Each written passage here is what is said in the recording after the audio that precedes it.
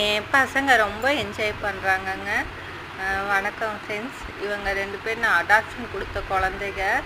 நிஜமா எனக்கு ரொம்ப சந்தோஷமா ஒரு ஃபுல்ஃபில்லாக இருக்குது. அவனுங்க 2 பேரும் எப்படி விளையாடுறானுங்க பார்த்தீங்களா?